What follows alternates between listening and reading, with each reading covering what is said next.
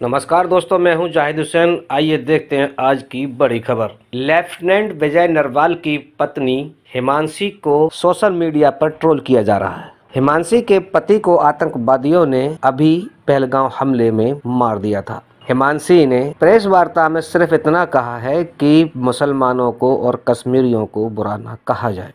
वह देश में शांति चाहती हैं। हिमांशी का इतना कहना कि लोगों ने उसे ट्रोल करना शुरू कर दिया। शहीद नरवाल की पत्नी के लिए लोग अब ट्रोल कर रहे हैं। वह उनके मन की बात नहीं कह पाई, वह हिंदू मुस्लिम नहीं कर पाई, इसलिए लोग उन्हें ट्रोल कर रहे हैं और भला बुरा सोशल मीडिया पर कह रहे हैं। सलाम है इस देश की बेटी को जिसने सही बात बताई।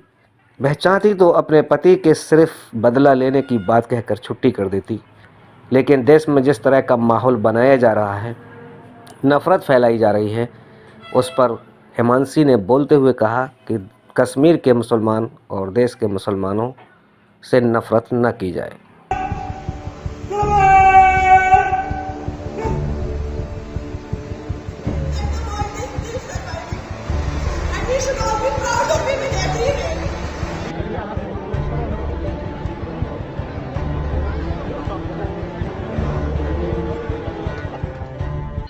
Going against Muslims or Kashmiris, we don't want this. We want peace and only peace. Justice भी चाहेंगे। Of course, we want justice. Of course, the people that have done wrong with him should be punished. You are going to donate your blood today? Yes. आप भी blood donate Israel में लगी भीषण आग, पूरी तरह से जल रहा है इजराइल। कई जगह पर भीषण आग से हाई अलर्ट जारी कर दिया गया है। इजराइल में आपातकाल लगा दिया गया है।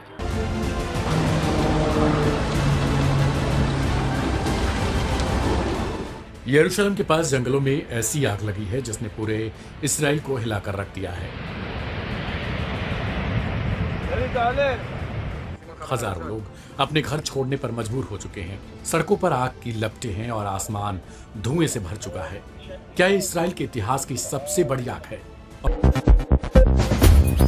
बिसौली में आयरा संगठन ने, पत्रकारों का संगठन है आयरा, उसने उपजिलाधिकारी बिसौली को ज्ञापन देकर पहलगांव हमले में लिप्त आतंकवादियों पर सख्त कार्रवाई करने की मांग की है। उन्होंने राष्ट्रपति के नाम ये ज्ञापन एसडीएम को सौंपा है। पत्रकारों का कहना है कि सरकार आतंकवादियों पर कठोर कार्रवाई करे और जिन निर्दोषों की जान गई है उन्हें उचित मुआवजा मिले। सपा सांसद रामजी लाल सुमन को घर में नज़रबंद कर दिया गया है। इससे वे कहीं पर जा नहीं पा रहे हैं। पुलिस ने पूर्ण रोक लगा दी है। रामजी लाल ने क्या कहा इस बारे में और उनके समर्थक क्या कहते हैं, जानिए इस रिपोर्ट में। घोषित इमरजेंसी है। सांसद रामजी लाल सुमन जी की सुरक्षा के नाम पर उनको नज़रबंद किया गया है। दलितों पे पूरे प्रदेश में अत्याचार हो रहा है। उनके साथ उनका दुख बांटने के लिए अगर सांसद जी जाना चाहते हैं तो सांसद जी को घर से नहीं निकलने दिया जा रहा है। हमारे काफिले पर हमला हुआ, उसमें भी 151 में बंद किया गया। कुल मिलाकर के राज्यसभा में मैंने भाषण दिया था 21 मार्च को, और वो हमारे भाषण के अंशों को निकाल दिया गया था। 22 तारीख से बराबर खुराफात हो रही है। हाल तो ये हो गया है कि मारेंगे भी और रोने भी नहीं देंगे। और ये भारतीय जनता पार्टी की सरकार में जिस तरह से षड्यंत्र हो रहा है, ये आने वाला ठीक नहीं होगा इनके लिए। समाजवादी पार्टी के राष्ट्रीय अध्यक्ष श्री अखिलेश यादव जी के आदेशानुसार आज प्रस्तावित दौरा था हम लोगों का अलीगढ़ में। थाना लोधा में 3 नौजवान बाबा साहब से संबंधित कोई फिल्म बना रहे थे, उनको बेवजह पीटा गया। जय भीम जब उन्होंने बोला, जाति विशेष के नाम पर उनको गालियां दी गई, बेदर्दी से पीटा गया, उनको नंगा किया गया। और मजेदार बात है, उन्हीं को उठा करके 151 में बंद कर दिया गया। उनके कहने से प्राथमिकी दर्ज होती और गुनहगार जेल भेजे जाते। इससे पहले आप जानते हैं कि हम जब बुलंदशहर जा रहे थे तो हमारे काफिले पर हमला हुआ, उसमें भी 151 में बंद किया गया। कुल मिलाकर के राज्यसभा में मैंने भाषण दिया था 21 मार्च को, और वो हमारे भाषण के अंशों को निकाल दिया गया था। 22 तारीख से बराबर खुराफात हो रही है। कहीं हमारे जान से मारने की धमकी दी जा रही है, कभी बुलडोजर से हमारे घर पे हमला हो रहा है, कभी तथाकथित स्वाभिमान रैली हो रही है, कभी बुलंदशहर के गवाना टोल पंप पे हमला हो रहा है। लेकिन कहीं से भी पूरे उत्तर प्रदेश की सरकार ने कहीं से भी ये संदेश नहीं दिया कि वो अपराधियों के खिलाफ कठोर कार्रवाई करना चाहती है। एक राजनीतिक कार्यकर्ता होने के नाते हमें ये जानकारी है कि अपराधियों के साथ कैसा व्यवहार किया जाता है। ये 151 में जमानत लेने का काम एसडीएम का है। मैंने देखा है कि जहां प्रशासन के लोग ये चाहते हैं कि व्यक्ति बाहर नहीं रहना चाहिए, तो एक एक महीने तक लोग 151 में बंद रहे हैं। यहाँ तो लोगों को बुलाते हैं, थाने में चाय पिलाते हैं, मेहमानों जैसा स्वागत करते हैं, वो छोड़ देते हैं। ये मजाक बना रखा है कानून का। और आज जब हम अलीगढ़ जाना चाहते थे, सुरक्षा के नाम पर हमें नजरबंद कर दिया गया है। मेरी इच्छा ये है कि पूरे उत्तर प्रदेश में जहां जहां पीडीए पर हमला हो रहा है, दलितों पर हमला हो रहा है, पिछड़ों पर हमला हो रहा है, अकलियत के लोगों पर हमला हो रहा है, हम सब जगह जाएं और राष्ट्रीय अध्यक्ष जी का जो संदेश है वो दें कि आप घबराओ मत, मुसीबत की इस घड़ी में समाजवादी पार्टी आपके साथ है। ये काम करने से हमें रोका जा रहा है। ये लोकतंत्र की हत्या है। ये आपके हाथ में पर्चा क्या है? ये फरमान है हमारे हाथ में कि आपको अलीगढ़ जाने की अनुमति नहीं दी गई है। तो ये जो आप धरना दे रहे हैं, ये कब तक धरना देते रहेंगे और आपका क्या कहना चाहते हैं इस धरने के बारे में? नहीं, ये तो प्रतीकात्मक विरोध है। आप लोग जानते हैं कोई जनतंत्र में तोप तलवार से लड़ाई थोड़ी लड़ी जाती है, कोई हिंसा से लड़ाई थोड़ी लड़ी रही। हमारा प्रतीकात्मक विरोध है। उन्होंने हमें नहीं जाने दिया, पूरी फौज खड़ी हुई है, पूरी पुलिस लगी है, प्रशासन लगा हुआ है। हम यहाँ बैठे हैं और अपना विरोध प्रदर्शन कर रहे हैं। अखिलेश यादव ने प्रेस वार्ता के दौरान अपनी खूबियां गिनाई और इसके साथ साथ ही बीजेपी सरकार पर जमकर निशाना साधा। देखें अखिलेश यादव अपने प्रेस वार्ता में क्या कह रहे हैं। आज समाजवादी पार्टी के कार्यालय में लोहिया सभागार में बहुत बहुत स्वागत और बहुत बहुत धन्यवाद देना चाहता हूं। सुहेलदेव सम्मान स्वाभिमान पार्टी के हमारे सभी साथी जो उन्होंने सुझाव और राय दी हैं, हम लोग सब मिलकर के काम करेंगे। आज के दिन हम सब जब लोग एक साथ बैठे हैं तो जनगणना की जो बहुत पुरानी मांग थी कि जातियों को गिना जाए, जाति के आधार पर आरक्षण हो, सबका हक मिले, सबको बराबरी से उनकी आबादी के हिसाब से हक और सम्मान मिल जाए। मुझे खुशी है इस बात की कि आज महाराजा सुहेलदेव सम्मान स्वाभिमान पार्टी के लोग भी इस पक्ष में हैं कि जाति गणना हो और आबादी के हिसाब से उन्हें भी हक और सम्मान मिल जाए। इस लड़ाई में जहां पीडीए के लोगों का साथ दे रहे हैं, मैं एक बार फिर उन सब का बहुत बहुत धन्यवाद और आभार प्रकट करूंगा। इन्होंने बहुत सारे सुझाव दिए हैं। उन सुझावों में कुछ सुझाव मैं कह सकता हूं, फिर आप जो पूछना चाहेंगे पूछिएगा। इनका सबसे पहला सुझाव ये है और इनकी मांग है कि वीर योद्धा महाराजा सुहेलदेव महाराज की कोई प्रतिमा यहां पर राजधानी में सबसे महत्वपूर्ण जगह लगे।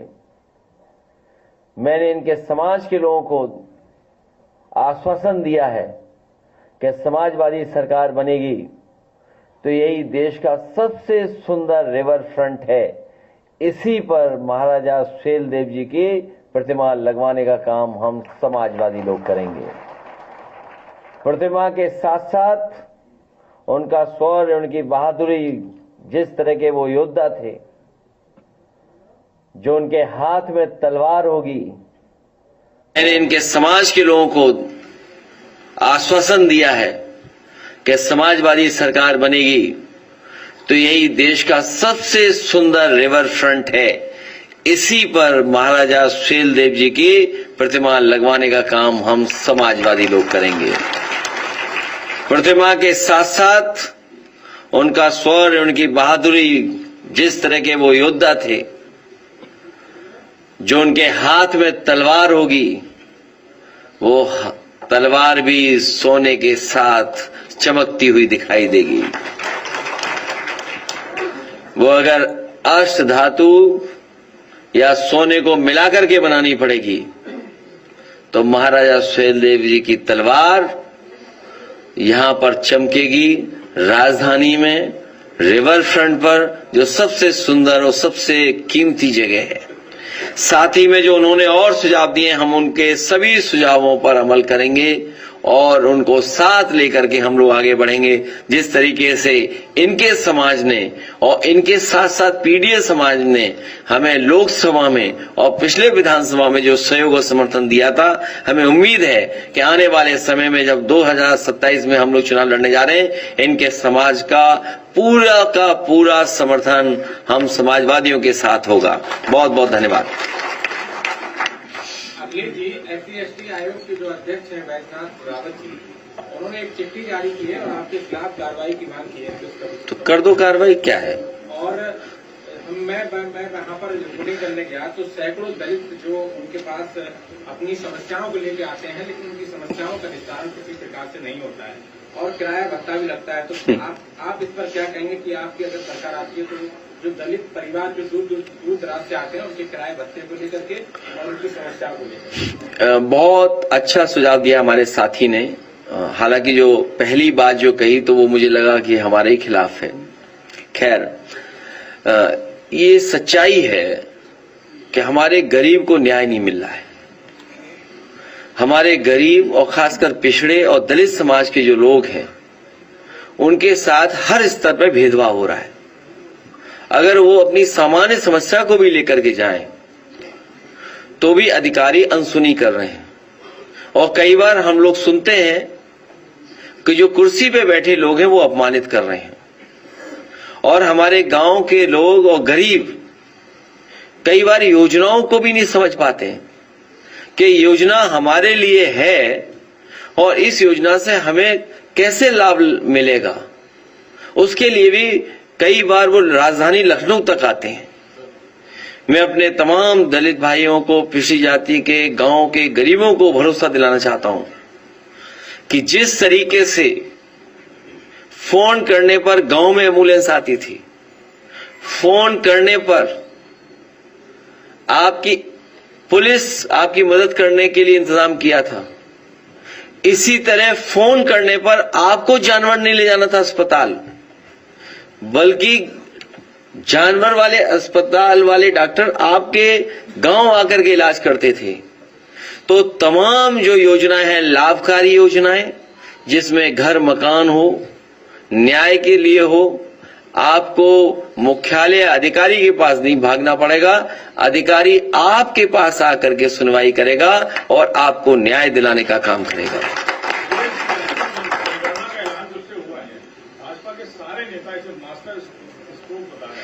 अभी मैं कुछ सेकंड का मास्टर वीडियो आपको दिखाता हूं। कहेंगे मास्टर वीडियो दिखाइए, चमत्कारी वीडियो दिखाइए। अभी रुक जाओ, अभी तब मत भागो, रुक जाओ।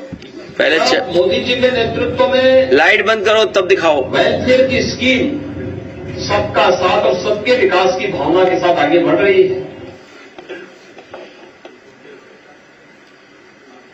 ये केवल जब मोदी जी के नेतृत्व में वेलफेयर की स्कीम सबका साथ और सबके विकास की भावना के साथ आगे बढ़ रही है, तब बांटने वाले लोग फिर जातीय आधार पर, क्षेत्र और भाषाई आधार पर बांटने की कोशिश चेष्टा कर रहे हैं। भारत को और सनातन धर्मावलंबियों को खास तौर पर इससे सावधान रहना होगा। अब ये किससे सावधान रहेंगे?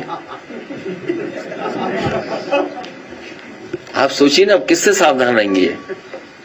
ये सच्चाई है कि हम सब लोग, पीडीए परिवार के लोग और देश की 90% आबादी इस जनगणना के पक्ष में, जातीय जनगणना के पक्ष में। ये पहला कदम है, ये पहला कदम है। इसके बाद हम सबको अपनी आबादी के हिसाब से हक और सम्मान मिल जाए, यही हमारे बाबा साहब भीमराव अम्बेडकर जी का सपना था, यही हमारे संविधान की प्रस्तावना है। हमें उम्मीद है कि जितना हम लोग आगे बढ़े हैं, मिलजुल करके एक साथ पीडीए के साथ खड़े हुए हैं, आने वाले समय में उसमें भी हम लोग कामयाब होंगे। हम सबको हाउस अरेस्ट कर दो, तब भी जनता इनको हटा देगी। और हाउस अरेस्ट तो उनको करना चाहिए जो टायर खोल करके टायर फेंक रहे थे, जो टायर खोल ले गए थे बुलडोजर का। सुनने में आया कि वो टायर बुलडोजर के भी थे। जो टायर फेंके गए थे, जो टायर खोल ले गए थे, वो बुलडोजर के भी टायर थे। और सोचिए, ठेंगा दिखा रहे हैं वो लोग कानून व्यवस्था को। इससे ज्यादा खराब बात और क्या हो सकती है जो नारा दे रहे हैं जीरो टॉलरेंस का।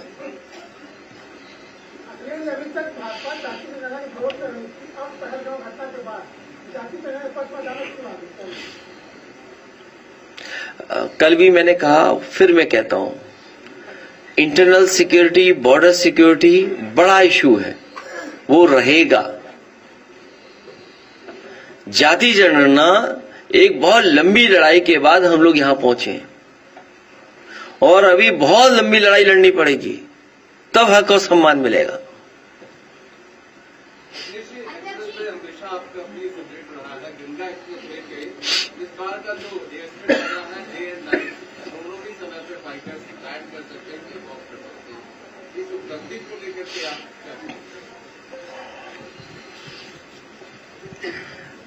रात और दिन क्या फर्क है इसमें?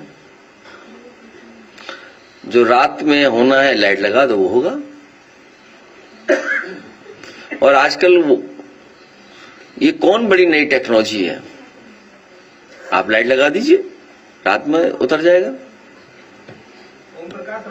यहां तो दिन में नहीं उतर रहे हैं 11 बजे के बाद हवाई जहाज बंद, फिर नहीं उतरते। तो ये कोई नई टेक्नोलॉजी नहीं है। ये समाजवादियों ने जो विजन दिया था, मुझे खुशी है इस बात की कि समाजवादियों के विजन पे ही आगे ये सरकार और ये पार्टी बढ़ रही है। हमें समाजवादियों की इस बात के लिए गर्व है कि सबसे पहले डिफेंस के लिए और एयरफोर्स के लिए वो इंफ्रास्ट्रक्चर क्रिएट किया। इमरजेंसी के समय पर अगर आपके हाईवे को इस्तेमाल करना चाहेंगे तो हाईवे इस्तेमाल हो जाएगा, और हाईवे में ट्रैफिक भी चलता रहे वो व्यवस्था की थी, और उसी को अपना करके अब आगे बढ़ा रहे हैं। लेकिन ये जो सड़क बनाने के मॉडल हैं, हाइब्रिड मॉडल, जो लोग हाईवे, एक्सप्रेसवे बना रहे हैं, जिस मॉडल से बना रहे हैं, हम लोग भी उसी मॉडल से बनाएंगे। ओम प्रकाश राजभर जी ने कहा है कि ब्राह्मण के लड़के को 100 रुपया दो तो मिठाई खरीदेगा, लेकिन राजभर का लड़का नकली कट्टा खरीदेगा। भाई उनको मत बताना कि तुमने ये सवाल पूछा, नहीं तुम्हें एक भजन सुना देंगे या कोई श्लोक सुना देंगे आपको। एक सवाल और उन्होंने कहा, एक जवाब और उन्होंने दिया है कि हमें बंदूक थमा दो, हम पाकिस्तान में घुसकर मारेंगे। तो ऐसा पीछे क्यों बैठे हो? आगे जाओ, जाना चाहिए। ऐसे लोग जो बहादुर लोग हैं, इनको सबसे पहले आगे भेजना चाहिए, और उसके बाद महेंद्र राजभर अपना सब संभाल लेंगे।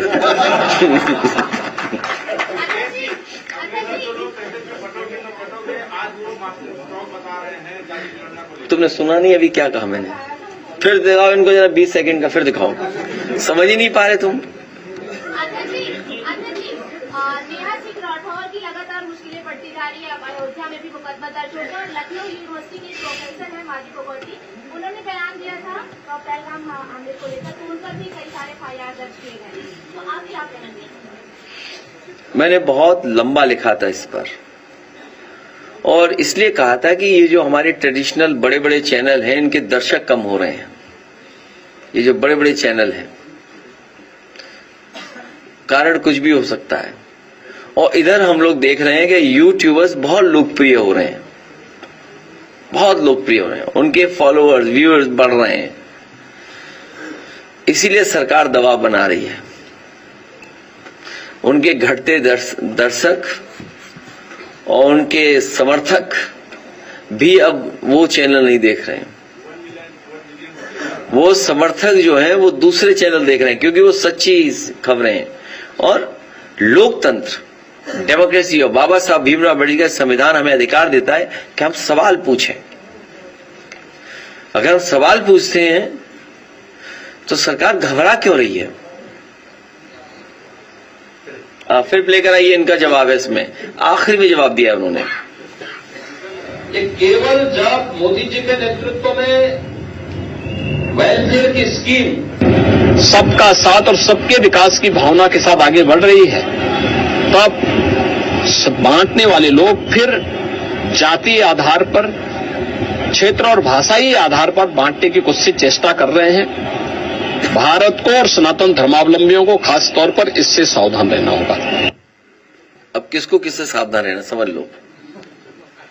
अम्बेडकर जी की लगातार प्रतिमाएं तोड़ी जा रही हैं। अप्रैल के महीने में जहां उनकी जयंती मनाई जाती है, दर्जनों प्रतिमाएं तोड़ी गई पूरे उत्तर प्रदेश में, लेकिन एसपी आयोग के बैजनाथ रावत जी ने 1 भी लेटर जारी नहीं किया।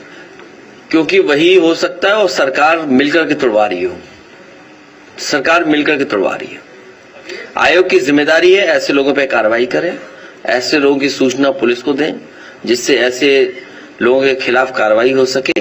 लेकिन जब सरकार के इशारे पे ही सब काम होगा और सरकार के लोग ही अपमानित करेंगे तो कार्रवाई किस पे?